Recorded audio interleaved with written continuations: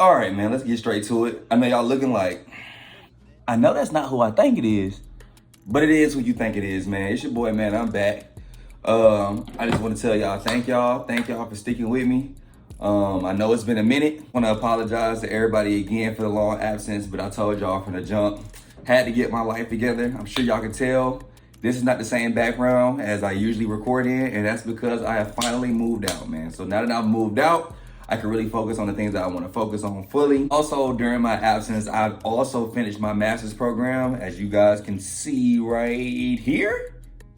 And you can see the other one right here, man. So I don't be gone for no reason. I be handling business, man. But I'm back, and I'm here to stay this time for real. I promise. I'm not lying. So y'all stay with me. And I thought, what better time to return than the return of power? So let's get straight to it. First and foremost, I am so thankful for the recaps at the beginning of the episode, because I have fully damn near forgot. I was like, oh shit, they sure did switch up on Tyreek. Like, I kind of slick forgot all about that. So shout out to them recaps, because it kind of saved me time from having to go back and watch it, right? Let's really get into it. So mind y'all, it's kind of been forever, right? Since we last watched Power. Like I said, I didn't go back and watch it. So as I'm watching, I'm like, am I tripping, or did it, ain't Diana and Drew supposed to be, ain't they get their mama kid? Like, what are they? Like, I was trying to put everything together. Cause I'm like, how the hell did Tyreek end up in this situation? But yeah, so it went wrong. They tried to flip sides. That was what I had to remember. Before we get like further into it, I just want to make the point of, no show does this more than Power. Like, Power stacked the craziest odds in the world against a nigga, and then it'll be solved by the end of the episode. You'll be thinking some of these problems gonna last the whole season. That shit be done in 45 minutes, bro. That's just one of the funniest things I noticed. So I had to throw that out there. So the warehouse scenes go down. Tyreek and Braden are on the run. They stop, grab some guns, come up with the plan to kidnap Noma's daughter. Okay. Although easier said than done, I get why you have to take those extreme measures. So I'm gonna let Power breathe on that one, because they're back against the wall. Hail Mary, fourth down, fourth quarter. What are you willing to do to survive? All right. So I'm fine with that part. Now, my question is, who in the goddamn hell do Angela nephew think he is?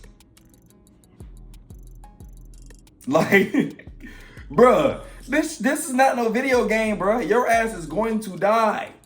Now, mind you, this has something to do with what I said earlier, which thinking something's gonna be a season-long problem, and the problem's resolved very fast. Like, they resolved this nigga quickly. We'll be back to it later though, for sure. Oh, and even on top of that, everybody is telling this nigga to leave the St. Patrick's alone.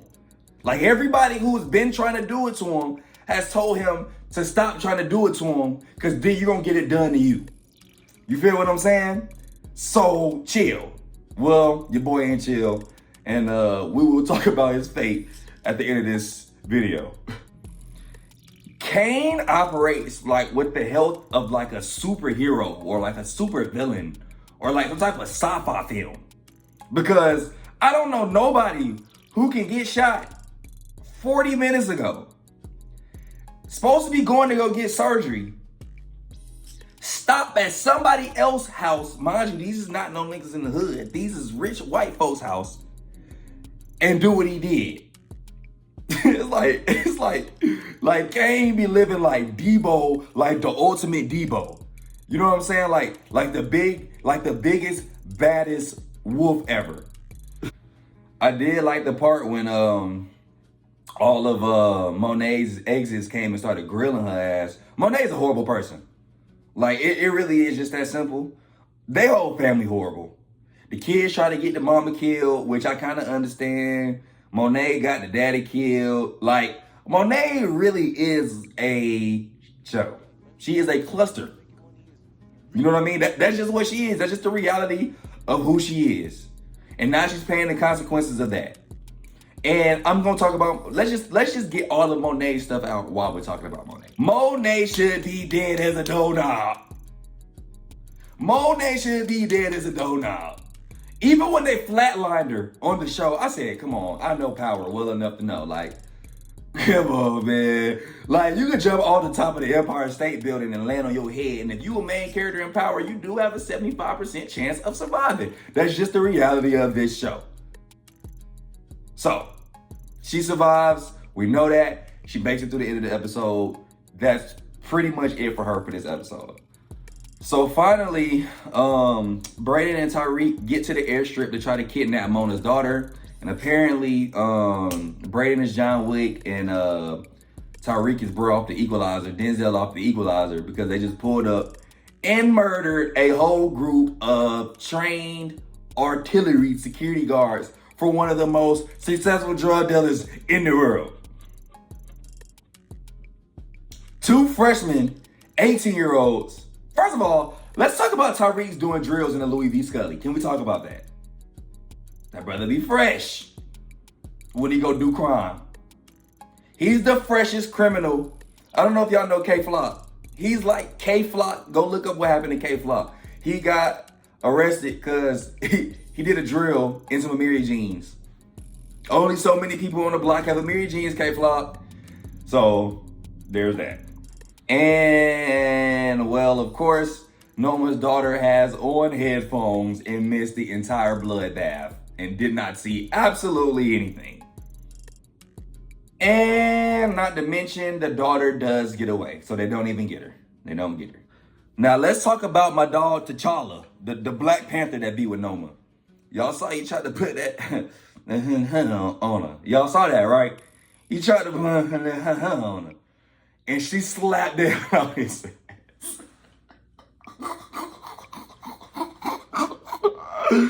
She slapped the hell out of his ass. Shut all that shit down. I don't know why he thought that was a good time. Like her daughter got a lot going on. I don't know why you thought that was a time to be picking up hands and putting the A1 steak sauce on it. It wasn't a good time, my boy. Noma's daughter hates her and she's confused, which automatically leads me to believe that she will rebel. And I promise y'all, somehow, some way, Tariq will end up hitting that. It's Power. Tariq hits every single woman underneath the age of 25 in the show. He will happen. It will happen. This is a blaxploitation show. He will hit that, butt ass naked, I promise y'all, within the next couple episodes. I'm willing to put my life's money on it. And so then we get to Davis, Tariq calling Davis. Why Davis couldn't just be like at the crib eating some Cinnamon Toast Crunch, looking through some emails or something like that. My dog is in the middle of a shower with 2 other women, butt ass naked. Now, I'm not complaining. I'm not complaining at all. I love to see fine women. I'm not gonna lie.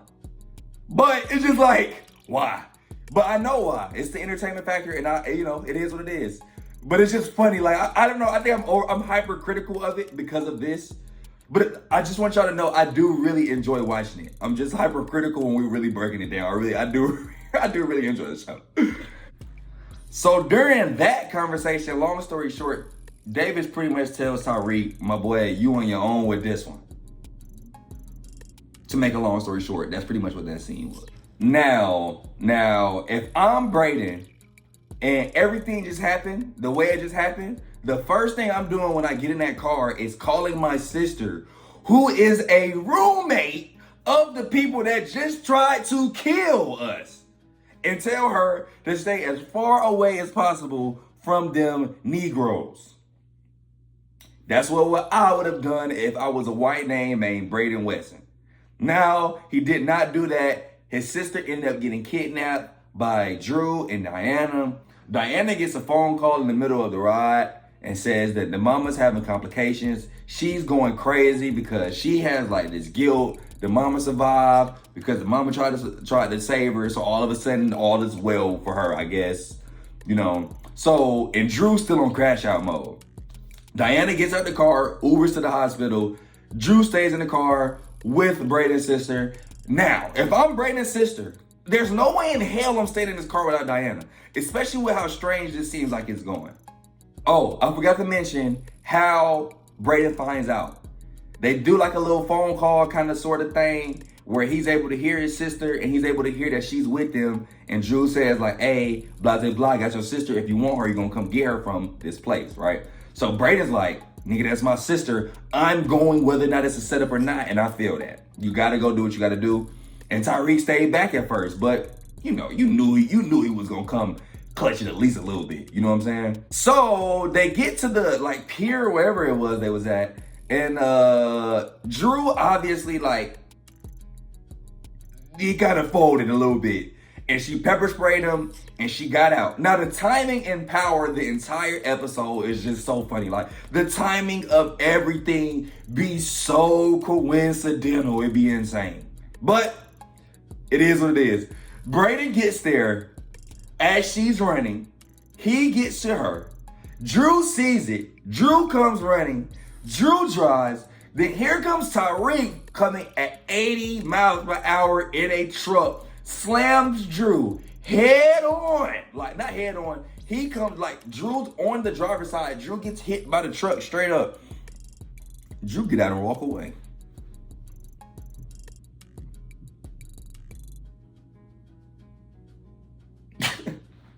Drew gets out and walk away. Long story short, Braden gets his sister. Him and Tariq get out. Problem solved. A little bit. So then Noma and T'Challa pull up on Davis. And obviously Davis not going for none of that bully shit that they trying to do, right? So that automatically kind of makes him want to help Tariq again. And so he calls Tariq and informs him that they have a $100,000 bounty on their head and to get the absolute hell out of New York as fast as you can. Now, when they tell him that, when he tells them that, they have to kind of find money, which the money is at the school, right? Which is kind of risky because they know that that's a place where they could go, but they don't really have a choice. They have to go get the bread from, I think, Stansfield. That's the name of the school, Stansfield. Another thing that's so hell is, Tariq's in this episode like, man, I wish I could have just been a regular college student. Tariq, what the hell do you think Ghost was trying to do? You killed the nigga, you killed him. What are you talking about? What are you talking about, brother? You had the option. You took the option away from yourself. Okay, but anyways, they get to Stansfield. And I can't remember her name, but the light-skinned black girl sees them. And they keep walking. She don't say nothing. They don't say nothing to her. She kind of like, oh, nigga, blah, blah, blah, blah. And then, of course, here comes Angela's nephew. Looking like, can I have one weed, please? Can I have 2 weeds, please? Like, looking like the most obvious cop ever in his leather coat. Like, you're a cop. So she's looking, he said he's looking for them. She tells them, I ain't seen them, nigga. You obviously a cop. Go, right? So then they walk a little bit further down and then she sees Effie and Kane. Now, this is, of course, blah, blah, blah. And she's like, basically, I just seen them, which gives Kane the word that they're at Stansfield. Kane then texts Noma and tells her that he's at Stansfield. And then Noma sends out a mass text to everybody. So now there's 100 and 1,000 niggas on the way to Stansfield to come try to kill Tariq and Braden for this 100K. Now, don't forget, Drew's whole thing is he does not want anybody to know that Diana and him were a part of trying to kill their mom, right? So he's crashing out trying to prevent this from coming to the light, okay? Remember that. So it's a full out search mission going on at Stansfield trying to find these two. It reminds me of that episode when they killed Ghost. When everybody was at Truth, everybody was coming from Truth. It's like the same exact blueprint from that episode. Right? So everybody's at Truth. They get the money. Everybody's at Stansfield. Tariq and Braden are able to find what they need to find, and they're trying to get the hell up out of there. Lo and behold, here comes Angela's nephew. Now, mind you, everybody and their mama done told this man to stay the hell away from these people, right? And the crazy part about it is, this was all his fault. This was nobody else's fault for getting him killed. He got himself killed. He overly snooped in the middle while everybody was trying to kill Tariq and Braden. He gets caught in the crossfire. He takes care of the person that's actually trying to kill Brayden and Tyreek, which leaves himself set up butt naked for the okie doke. Tyreek is able to call Noma and negotiate a way to basically say, you better call that off tonight or everything hits the fan because of because of the foul that Saxe left that Angela's nephew now has. So she has no choice but to abide by that because she doesn't want everything to crumble, obviously, right? So then Tyreek then makes it set up to make it basically look as if the gunman and him basically just had crossfire and they killed each other and they get away scotch-free. Excuse me, they didn't get away scotch-free. They did, but so then they run away. Brayden calls the police. Brayden then runs away. Brayden calls the police and says that he heard shots and it scared him. And then we get to the scene where him and Tyreek are talking to the news and Kane and them find him, but they can't do nothing about it because he's on TV on the news.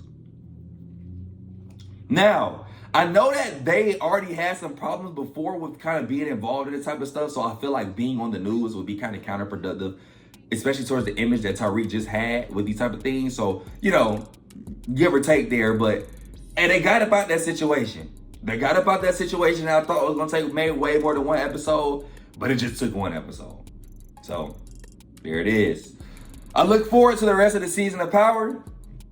I know we're going to get a whole bunch of more foolishness, especially because it's the last season. I'm trying to start getting away from show reviews. I want to start doing more. I want to start talking about more real things. Just so y'all can kind of see more so where my mind is. So y'all please comment down below other topics and things y'all would like to hear me talk about. I'm sorry for the absence. I ain't going nowhere no time soon, man. So y'all stay with your boy. I appreciate y'all, man, and I'm out.